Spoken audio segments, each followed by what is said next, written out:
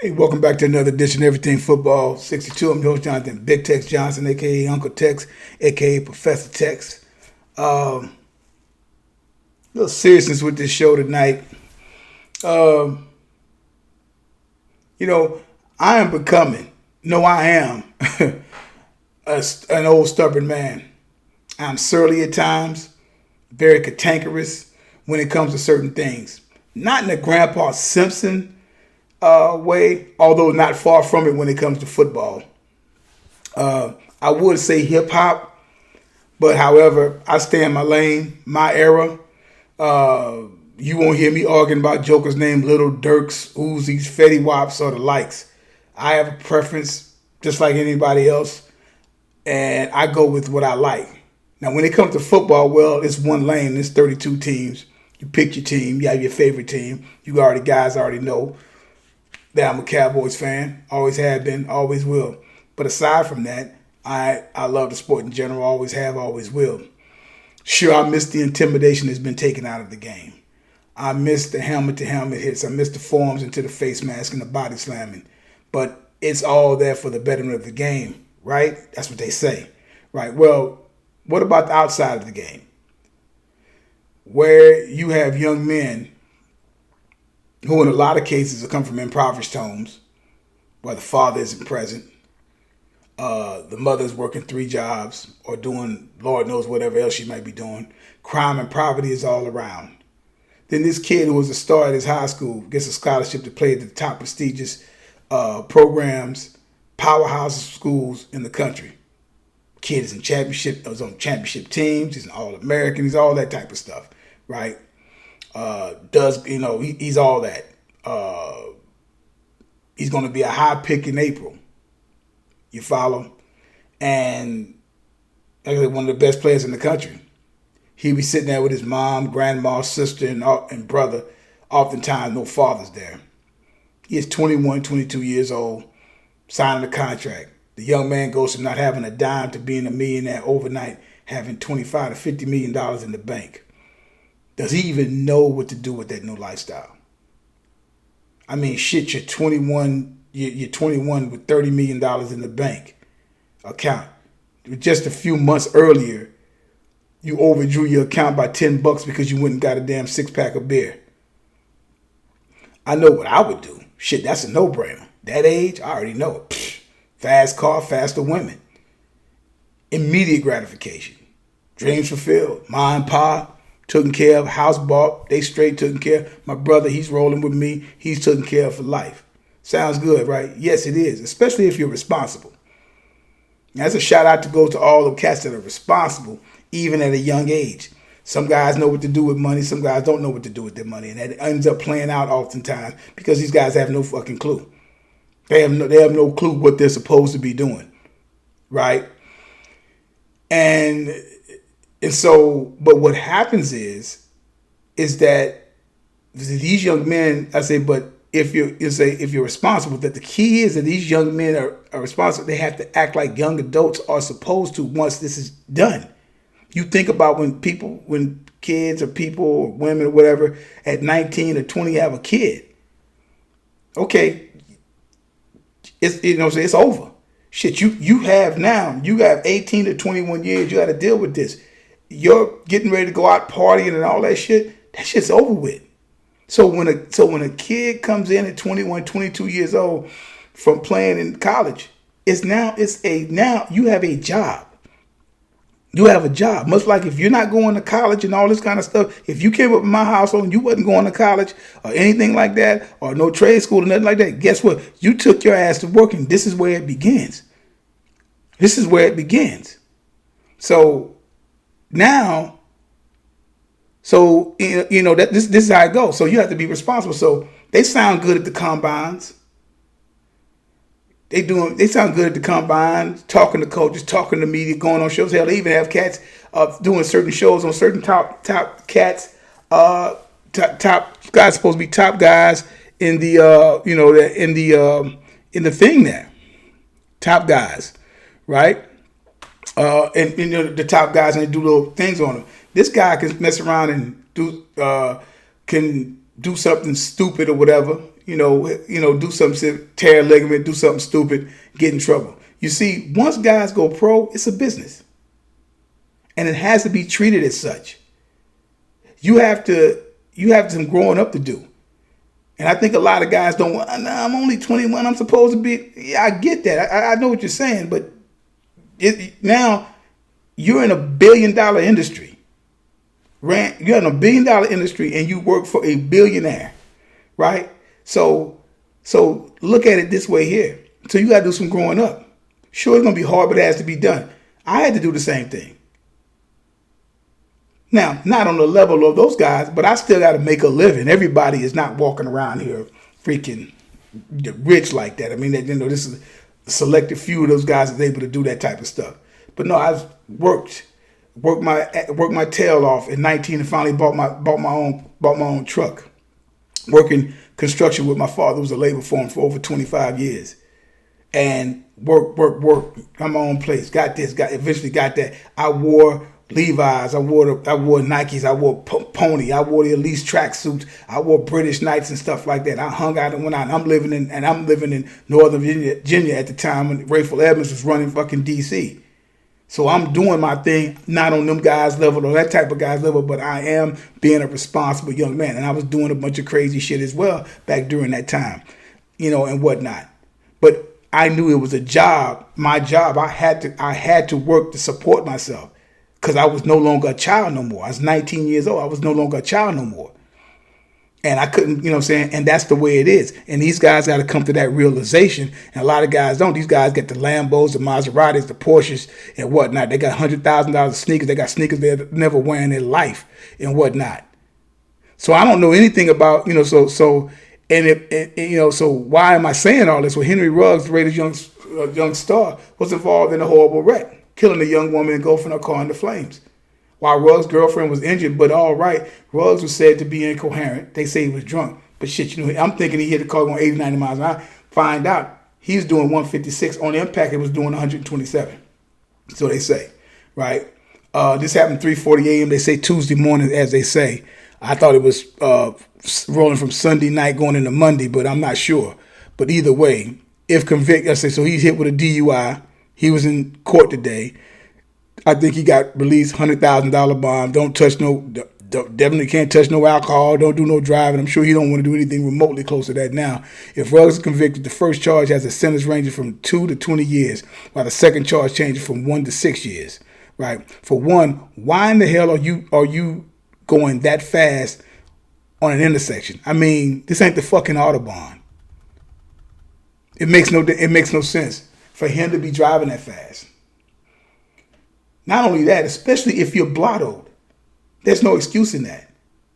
We live in a time of Uber, Lyft, and when you have a fully 4-year contract worth guaranteed, you have 4-year, a $16.67 million contract, right? 4-year contract. You can have a fucking car service to take you anywhere you want to go. I get it, man. Shit. Hell, you got the vet, 2020 vet probably. Might be 2021, I don't know. I seen pictures of it or whatever before it was disintegrated. So you want to show it off. You got your little broad with you. You know what I'm saying? You got your little thought with you and whatnot. So you feeling like a winner. A 2-piece chicken dinner, man. You winner, man. You hands in there, you freshly dipped in whatever clothes these jokers wear nowadays. And you doing everything and you feeling great. Who knows what's going on at that time for you to be doing that? She might have been doing something for you and had you accelerate. Who knows? I don't know. However, if you're drunk, you can't be going that fucking fast. Does this sound familiar? Let me take y'all back down memory lane. For some of y'all that may remember Leonard Little? He was a defensive end that played for the St. Louis Rams. Solid defensive end. He was all pro defensive end, and all pro as well as a Pro Bowler. Played for the Rams for like 12 years. Had a solid career and whatnot. Got a ring his second year. Well, Little, who was celebrating his 24th birthday in 1998 after leaving the party, he crashed and killed a woman named Susan Gutweiler in St. Louis, Missouri. She was going to go pick her son up from a concert. And when tested, his blood alcohol content was 0.19%, 0.11 point exceeding the legal limit of a 0.08 in the state of Missouri. Little received 4 years probation. 4 years probation, and was ordered to undergo 1,000 hours of community service. Now, with almost to, let me see, at 98, 11 years later, Donte'Stallworth, solid receiver that played in the league, struck and killed a pedestrian while driving his car in the eastern end of MacArthur Causeway in Miami Beach, Florida. Around 7:15 a.m., Stallworth was headed toward the beach, driving a black 2005 Bentley, about 50 miles an hour, doing 40 miles an hour in the zone now, And Mario Reyes, 59, was on the causeway trying to catch a bus home after finishing his shift. Stallworth claimed that he flashed his car headlights to warn Reyes. Stallworth struck Reyes with his car. What is flashing? If a joker is running in front of you and you flashing there's no flashing. He's a pedestrian. You got to stop. As much as that will piss you the hell off, you got to stop. You flashing his light. This is not another car and then the car can swerve and get over. This is a human being crossing the road. You can't flash your fucking lights and expect him. But he was still on that sauce from the night before. He been partying all night long. So he's still on it all. Police said Stallworth admitted to drinking the night before the accident. News sources, blood alcohol content 0.112 over the legal limit of 0.08. On the 1st of April of 2009, old boy was released $200,000 bail, 1,000 hours community service, 2 years community service, and 8 years probation. His Florida state license was permanently suspended. And on July 10, 2009, Stallworth was released from the county jail after serving 24 days of a 30-day sentence. He reached an undisclosed settlement with the Reyes family. And Roger Goodell suspended him for the 2009 season and reinstated him shortly after the Super Bowl that was played, I believe, in 2010, I believe. Now, the irony of all this is that Little and Stallworth both collegiately went to the University of Tennessee. These two players actually continued their careers, both playing over a decade, still makes some money. Stallworth, who on March 1st, 2008, signed a 7-year, $35 million contract with the Browns, and who knows, a year and about 14 days later, he would actually end up killing Mario Reyes. We will see what happened with Ruggs. I don't have all the details, just that what I got was the fact that he was going 156 miles. I'm sure in probably much a 40 mile an hour fucking zone at best. Okay? But it's not looking good for the young man. The Raiders swiftly cut ties with him and took all his jerseys out of the shelves of the Raiders stores. I've had these conversations about stupid things that young men do. And my childhood friend, I was like, man, when we was young, we would do this and we would do that and whatnot. I said, yeah, I get it. That's true to an extent, but it's too much to lose when you start going, when you get to that amount of money, that amount of fame and whatnot. That's what you're doing now. You're a public figure. Whether you like it or not, you're a public figure. That goes along with the game, right? So there has to be some. So you have too much to lose when you're playing now, especially nowadays. You get jokers home invading, carjacking, young women trying to trap you into pregnancies. There has to be some level of adulthood at that age because of the profile of the job. What I don't think these young men really truly grasp and understand is the fact that this is a job now. This isn't school anymore. As I said before, the playbook has to be studied. That's a job. You have to work out. That's your job. You have to go to practice. That's your job. You have to perform. That's your job. You have to perform in order to stay there, in order to get a check to take care of your family and whatnot. That is a fucking job. This is not playtime no more. It's not a game anymore. It's not college and pom-poms and rah-rah or high school, yay, the kid hero. No, it is a job now because they're paying you this amount of money. Now, I don't know anything about Ruggs and his personal life and his upbringing. His upbringing can be great. I don't know. But he has to be accountable for what he has done. He has taken a life and that in which cannot come back. Her family will be affected forever. He has possibly ruined his promise in life because of a stupid mistake that could have easily been avoided by simply getting a car service, Uber or Lyft. I mean, was this girl drunk? If not, why didn't she drive? Or did she enable him? Go on, baby, you can do it.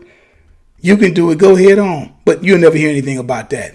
You know what's so crazy about this? Although I don't think it will ever happen because of the sheer brutality of the incident as more stuff came out, the violence of the wreck and the way the young lady died, he still may get off. He still may get off. But I doubt it just because of the severity of the wreck. Little and Stallworth did a little jail time. Some community service, but still played and made money in the NFL. Back then, there was no outrage. I mean, shit. When Vic did what he did back in 2007, them jokers was calling for his head. They was calling for his head. But not for two human beings dying at the hand of rich NFL players. If this was Joe Schmo, good guy, working guy, work UPS, regular job, construction guy, whatever, guys like what I am, and mess around and do that same thing, they're getting thrown under the jail. Their whole life is ruined. It's ruined. You know what I'm saying? There are many NFL players who have great time getting sloshed, talking shit, and screwing pretty women and wake up in their bed safe and sound. The party or get together is at their house if they so choose to. Or if they're smart. Or better yet, if they want to go out and party, they hire a driver, or better yet, just don't drink. Now, how about that concept? If you know you can't do that. And we all know that partner or some guy that we knew that liked to, when they drink, they like to sit up there and go fast and shit like that in the car and whatnot. So now, in closing, the NFL uses young men and discard them as long as they can make billions off of them, will employ them until there is no use for them. Granted, the NFL has to make us a business to make money, but these players are whom we come to see. We come to see those guys play ball. And that game wrecks their life physically and mentally. You need to have something set up for players who have played under that shield. Now, I'm not saying you take care of them like they're a baby. They're grown men, and they have to be responsible. But the wear and tear on those guys' bodies and whatnot are lifelong. They didn't get those injuries sitting at a damn desk. I will say this. Also, the players that violate need to pay for the wrongdoings, and if that means never playing another snap in the league, then so be it. You screwed that up when you was doing that, when you did that stupid shit, whether it's that, drugs, whatever, any type of crime shit that happens that would pretty much the regular Joe Schmo, if he's regular Joe, he's getting thrown in jail. He has no job no more. But because, I'm just saying, you see how that all goes. And that's part of the problem. Not a whole lot is going to happen to me. You know, not a whole bunch is going to happen to me. And that's what's wrong with a bunch of killings that go on. Jokers kill people for no reason at all. It's my street, throwing up gang signs or whatever. It's just stupid stuff. And the guy basically gets a slap on the wrist and throw him in jail with shit. 3 hots in the cot. That's what he want to do anyway because he's not responsible out in the streets anyway. But if you start saying, like, nah, you shooting a joke, you did it on purpose, we getting ready to shoot your ass. As soon as you get ready, as soon as the judge hits the gavel, we're going to take your ass and put a bullet in your head the same way you put a bullet in that boy head. I guarantee you cut out a lot of that. So with a lot of these guys, you get that shit out of the way. You start handling that business the way it's supposed to be handled. It's a different story. You know what I'm saying? So also men, you know what I'm saying? So saying about all that, so they have to pay for that. Meanwhile, Little and Stallworth combined for what they did for the killing of 2 people, they didn't do a year in jail. And they killed 2 people. Michael Vick got 2 or 3 years for killing the fucking dogs, for killing some dogs or whatever, or being part of the dog ring or whatever. Also, men need to be there for their sons. I'm sick and tired of seeing at least 24 black young men get drafted in the first round, and you're lucky to see any black fathers. But you will see plenty of mothers, grandmothers, and sisters, but no father. Oh, okay, so you're going to tell me that many deadbeat daddies that have no relationship with their sons? A young man needs his father to be able to show him the pitfalls of adulthood and what to look for. what to duck and dodge. That's why mad props go out to a guy like Lamar Ball on what he has done with his sons. Sure, they will make bonehead decisions in life. They will make bonehead decisions about the type of women they deal with and about the dumb purchases they're going to have. But at least the father has been there to try to forewarn them in what they need to do and what they need and need not to do. If they want to screw it up, then that's fine. But just know that they were told and there was consequences for those actions. So Henry Ruggs III, it's consequences for this. And I want to see how the NFL is going to handle this. Because he was young up and coming star now. I want to see how he's going to handle it. They're going to handle it the same way the other two was handled. Some 10 up, 12, 13, almost 20 some odd years ago. Because those people are not coming back and this young lady's not coming back. What's going to happen with them? You follow? So consequences have to be made. And the reason the father thing comes up for, let's face it, like I said, the NFL is 70% black and it's 100% white ran. So this make no bones about it. Don't try to call me or make it a race thing. It's going to always be a race thing. I'm not even trying. It's not even about talking about that.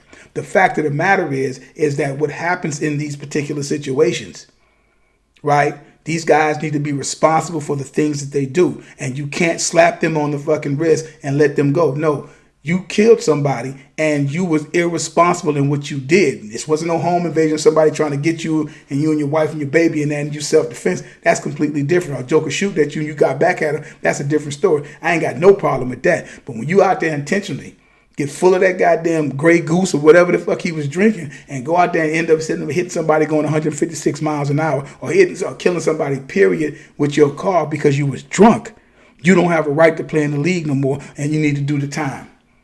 Like Beretta used to say, don't do the crime, you can't do the time. Right? But I'm going to see how the NFL is going to swing this. Because the NFL plays self-righteous. And if you see how it goes, it's like, man, you got a crooked way of looking at justice and what's supposed to go down. So like I say, and I'm just saying, fathers need to be involved in their sons. Like I said, dude, you don't need to do that. And every NFL player ain't doing that. It's a ton of them that's doing it, getting away with doing stupid stuff. But it's some of them guys that's like smart enough to be like, nah, I ain't doing that. You have a target on your back, dude. But you can't go out making stupid decisions like that.